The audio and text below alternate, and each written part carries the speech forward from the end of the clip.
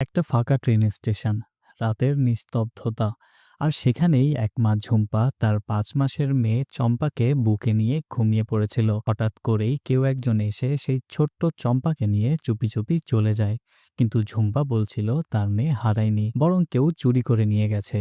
কিছুক্ষণ পর পুলিশ আসে, আর ঘটনাক্রমে দুই ভাই গৌতম আর রামান এই কেসের সাথে জড়িয়ে পড়ে। সবকিছুই বেশ রহস্যময় হয়ে ওঠে যখন জানা যায় এই বাচ্চা চুরির ঘটনার সঙ্গে শহরের সবচেয়ে ভয়ঙ্কর আর ভুতুড়ে এক বাড়ির যোগাযোগ রয়েছে। দুই ভাই, দুই পুলিশ অফিসার আর এক অসহায় মা সবাই একসাথে বেরিয়ে পড়ে চম্পাকে খুঁজতে। আর প্রতিটি ধাপে ধাপে আসে নতুন টুইস্ট, নতুন রহস্য। মুভিটার নাম স্টোলেন, বাংলায় যার মানে চুরি হয়ে যাওয়া।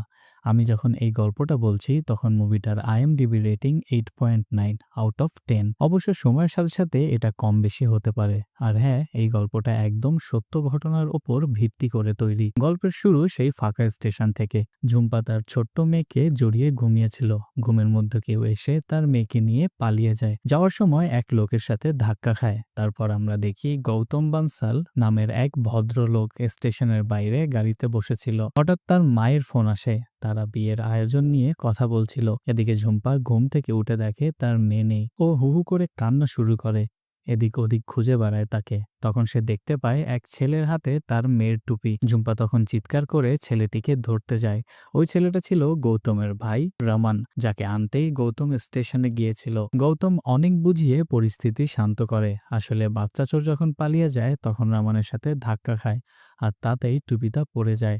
রামান সেটা কুড়িয়ে নিয়েছিল। এইটুকুই ঘটনা, কিন্তু ঝুম্পা ভাবে রামানি বুঝি বাচ্চাকে চুরি করেছে। পরিস্থিতি একটু শান্ত হতেই গৌতম রামানকে নিয়ে চুপি চুপি চলে যেতে চায়, কিন্তু রেলওয়ে পুলিশ তাদের আটকে দেয়। বলে যেহেতু রামান চোখের সামনে ঘটনাটা দেখেছে তাই তাকে জবানবন্দি দিতে হবে। গৌতম টাকার মাধ্যমে ব্যাপারটা মিটিয়ে নিতে চাইলেও উল্টা পরিস্থিতি খারাপ হয়।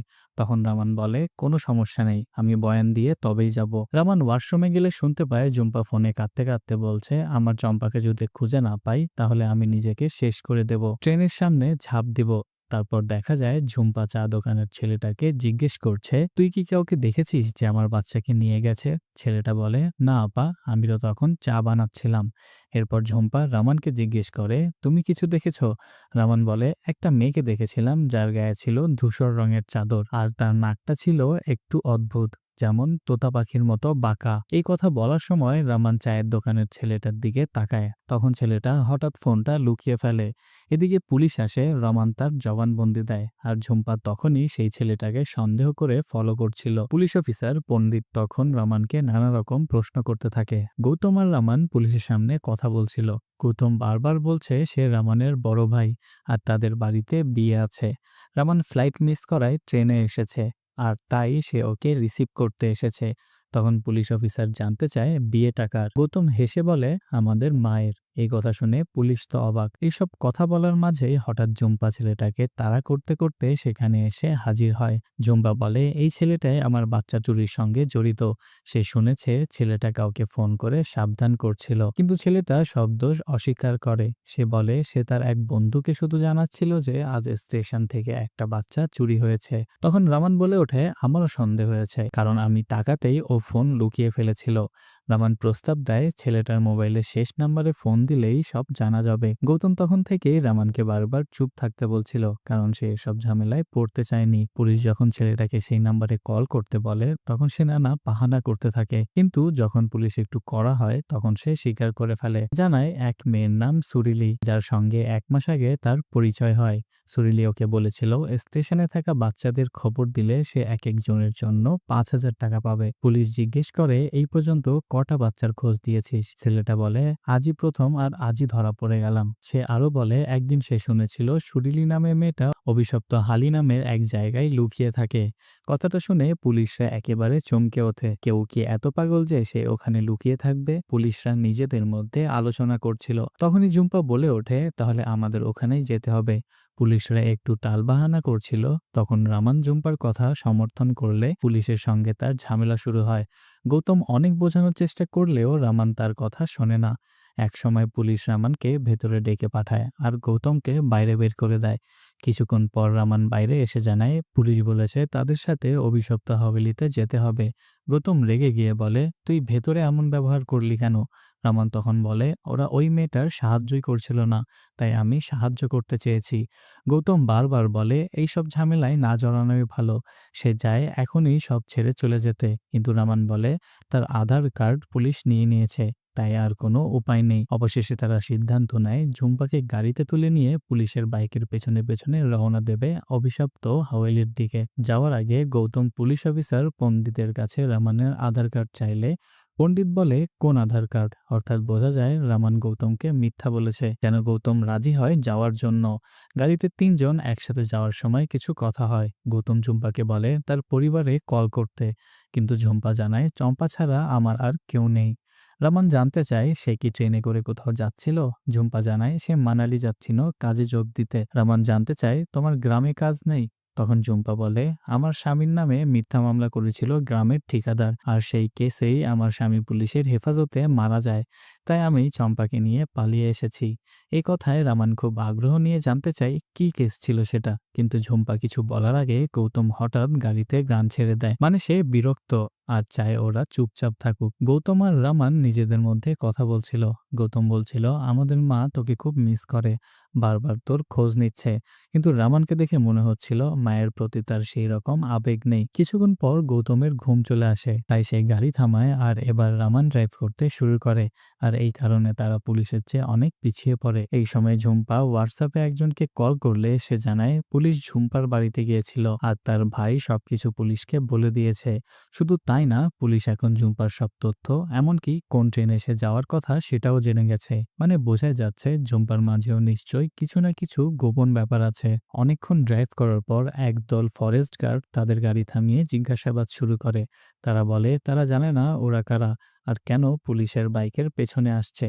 গৌতমরা যখন বোঝানোর চেষ্টা করছিল তখনই পুলিশ এসে জানায় এরা তাদের সাথেই আছে। তাও ফরেস্ট গার্ড সহজে ছাড়ছিল না, কারণ তাদের এক যুব সংরক্ষণ গ্রুপে কেউ একজন ভিডিও পাঠিয়ে বলেছে 2 ছেলে আর 1 মেয়ে একটা বাচ্চা চুরি করে কালো এসইউভিতে পালাচ্ছে। তখন পুলিশ ফরেস্ট গার্ডদের ধমক দিয়ে গৌতমদের ছাড়িয়ে নিয়ে যায়। গাড়িতে উঠে গৌতম রামানকে প্রচন্ড বকা দিতে থাকে। তখন ঝুম্পা সরি বলতে যায়, কিন্তু গৌতম কোনো কথা শুনতে না চেয়ে আবার জোরে গান ছেড়ে দেয়। তারা অবশেষে পৌঁছে যায় অভিশপ্ত সেই বাড়িটা। পুলিশদের মধ্যে 2 জন আর ঝুম্পা ভেতরে যায়। গৌতম আর রামানকে গাড়িতে বসে থাকতে বলা হয়, কিন্তু রামানও আর থাকতে না পেরে চুপচাপ ওদের সাথে ভিতরে যায়। একসময় হঠাৎ সুরিলি পুলিশ অফিসার পণ্ডিতকে আহত করে পালিয়ে যায়। তখন গৌতম গাড়ির বাইরে দাঁড়িয়ে সিগারেট খাচ্ছিল। সুরিলি এসে গৌতমকে আক্রমণ করতে গেলে গৌতম আত্মরক্ষায় এক টুকরো কাঠ ছুঁড়ে মারে। সেই কাঠ লাগতেই সুরিলি পাটাতন ভেঙে নিচে পড়ে যায় আর ঘটনাস্থলেই মারা যায়। মানে গৌতম না চাইতেও এখন এক খুনের মামলার আসামি হয়ে গেল। সবাই গৌতমকেই দোষারোপ করছিল, যদিও সে ইচ্ছা করে মারেনি। এরপর এক পুলিশ অফিসার ঝুম্পা আর রমানকে আবার ভেতরে নিয়ে যায় কিছু প্রমাণ খুঁজতে। পণ্ডিত আর গৌতম বাইরে অপেক্ষা করতে থাকে। খোঁজাখুঁজির সময় ঝুম্পা কিছু কাগজপত্র খুঁজে পায়, কিন্তু হঠাৎ পাশের ঘরে থাকা এক পুলিশকে ফোনে কথা বলতে শুনে বুঝে যায় ওই পুলিশ জানে ঝুম্পা একজন ওয়ান্টেড অপরাধী।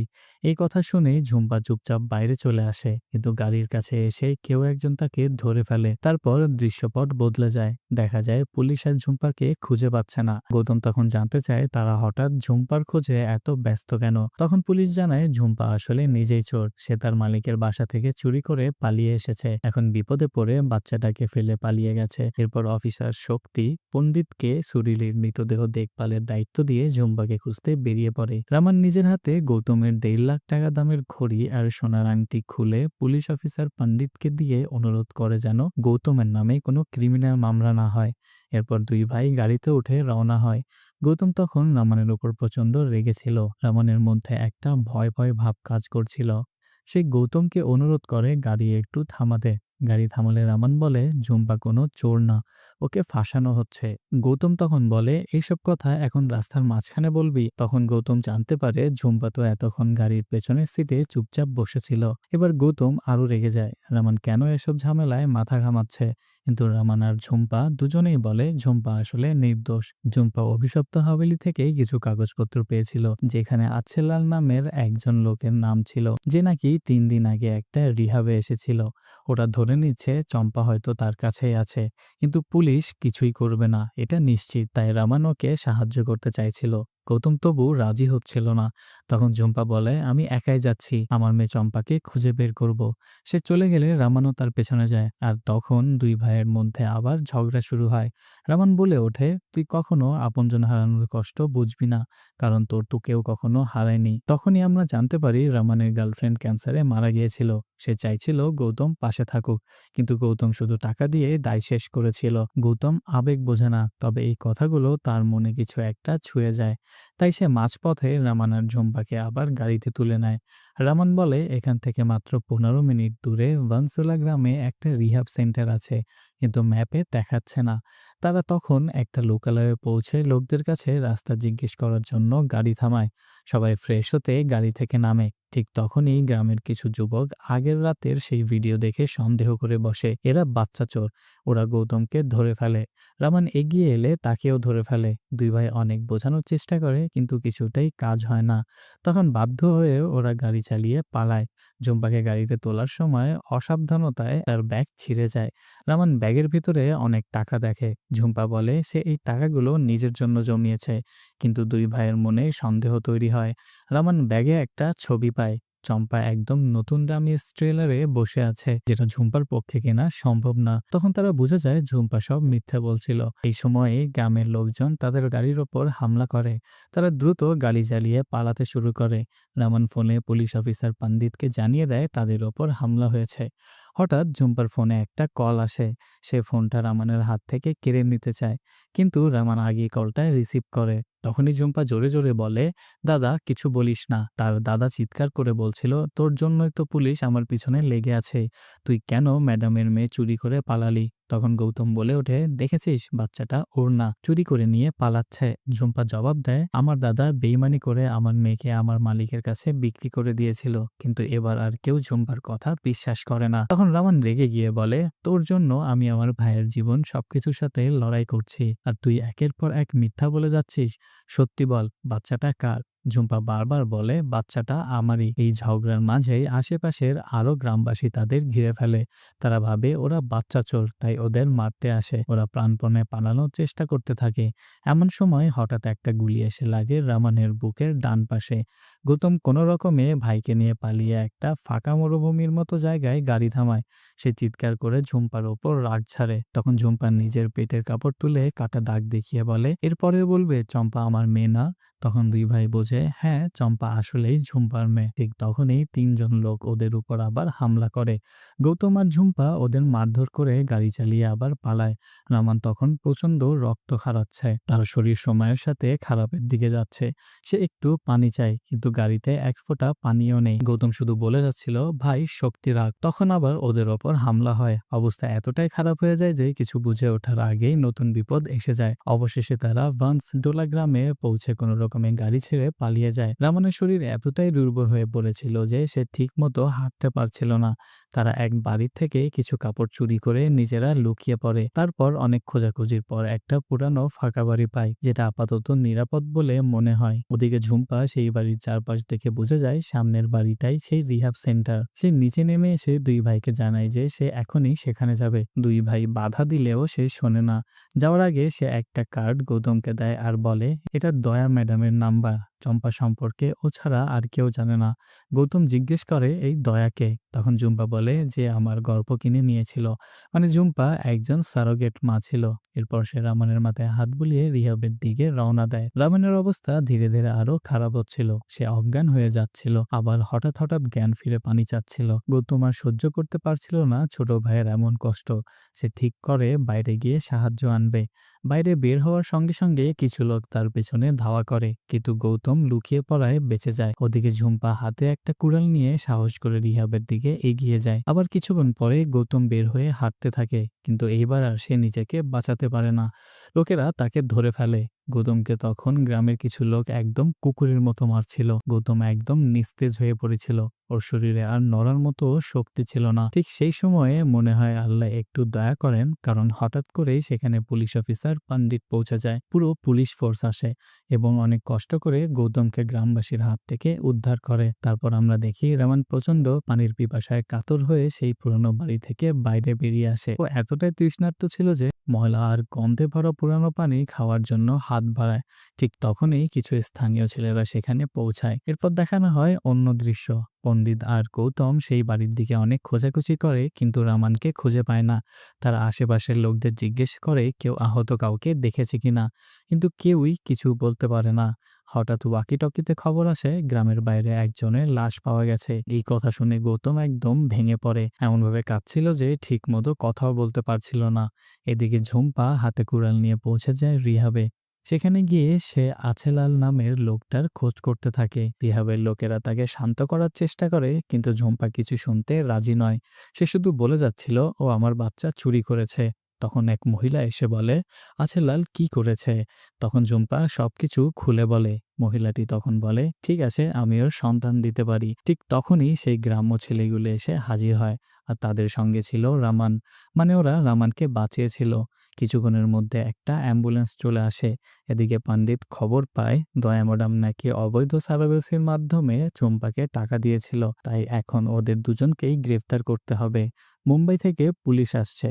পণ্ডিত চায় দুই ভাইকে আগে হাসপাতালে পাঠাতে, কিন্তু গৌতম কিছুতেই ঝুম্পাকে একা ফেলে যেতে রাজি হয় না। পণ্ডিত বোঝায়, তোমার ভাইয়ের অনেক রক্তক্ষরণ হয়েছে, এখনই হাসপাতালে নেওয়া দরকার। যাওয়ার আগে গৌতম পণ্ডিতকে বারবার বলতে যায় ঝুম্পার কোনো দোষ নেই, ওকে কিছু করো না।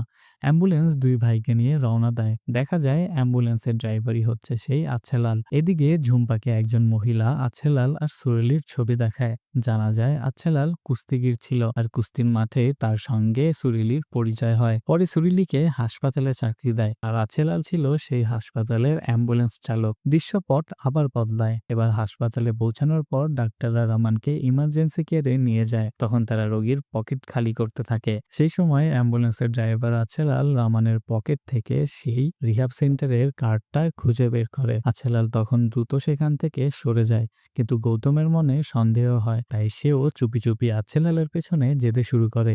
সে দেখে আছেলাল কিছু কাগজপত্র তৈরি করছে, তার মধ্যে নকল জন্ম সনদও ছিল। তখন গৌতম দৌড়ে ইনচার্জের কাছে যায়, কিন্তু অফিসটা খালি ছিল। জানালা দিয়ে উকি দিয়ে দেখে আছেলাল আরেক ডাক্তারের সাথে একটা গাড়ির কাছে দাঁড়িয়ে আছে। গৌতম তখন তাড়াতাড়ি গিয়ে গাড়ির পথ আটকে দেয়, কিন্তু আছেলাল আর ডাক্তার মিলে ওকে থামাতে চায়। গৌতম বারবার চিৎকার করে বলতে থাকে, এই বাচ্চাটা কার? এটা চুরি করা বাচ্চা। আছেলাল ওকে সরিয়ে দিতে চায়, কিন্তু গৌতম দৌড়ে গিয়ে আবার গাড়ির সামনে দাঁড়িয়ে পড়ে। তখন আছেলাল বলে গৌতম মিথ্যে বলছে। গৌতম তখন পকেট থেকে ঝুম্পা আর চম্পার ছবি বের করে সবাইকে দেখাতে থাকে। ডাক্তারেরা আর আছেলাল অনেক চেষ্টা করছিল যেন কেউ ওই ছবিগুলো না দেখে। একসময় আছেলাল রেগে গিয়ে গৌতমকে মাটিতে ফেলে মারতে যায়, কিন্তু আশেপাশের লোকজন তখন ছুটে আসে। এদিকে ঝুম্পা পণ্ডিতকে সবকিছু জানায়, বলে দয়া ম্যাডাম ওর গর্ভ কিনে নিয়েছিল এক বাচ্চার জন্য, কিন্তু ওর তো যমজ বাচ্চা হয়, আর ওর তো কেউ নেই, তাই সে ভেবেছে উপরওয়ালাই বুঝি চম্পাকে ওর কাছে রেখে দিয়েছে। এই কথা শুনে পণ্ডিত আর কিছু বলার মতো অবস্থায় থাকে না। অন্যদিকে হাসপাতালে সবাই বলতে থাকে বাচ্চার মুখ দেখাও, কিন্তু আছেলাল আর ডাক্তার তো তা দেখাতে চায় না। কিন্তু ঠিক তখনই পণ্ডিত পুলিশ সহ সেখানে পৌঁছায়, আর আছেলাল ও ডাক্তারকে হাতকড়া পরিয়ে গ্রেফতার করে। দেখা যায় বাচ্চাটা সত্যিই চম্পা। এইভাবে ঝুম্পা তার নিজের মেয়েকে ফিরে পায়, যে তার জীবনের একমাত্র আশা। আর রামানের যে ত্যাগ সেটা ব্যর্থ যায় না। গৌতমও বদলে যায়। আগে সে শুধু টাকার কথা ভাবত, এখন সে খুশি পায় ঝুম্পা আর চম্পার হাসিতে। পুলিশ ঝুম্পা আর তার মেয়েকে নিয়ে চলে যায়, আর আমরা দেখি রামান এখন অনেকটাই সুস্থ। এখানেই শেষ হয় স্টোলেন মুভিটার গল্প। কেমন লাগলো এক্সপ্লেনেশনটা অবশ্যই জানাবে, আর ভালো লাগলে একটা লাইক দেবে, আর আমার চ্যানেলটা সাবস্ক্রাইব করতে একদম ভুলবে না। দেখা হবে পরের ভিডিওতে। ততক্ষণ ভালো থেকো, সুস্থ থাকো। ধন্যবাদ।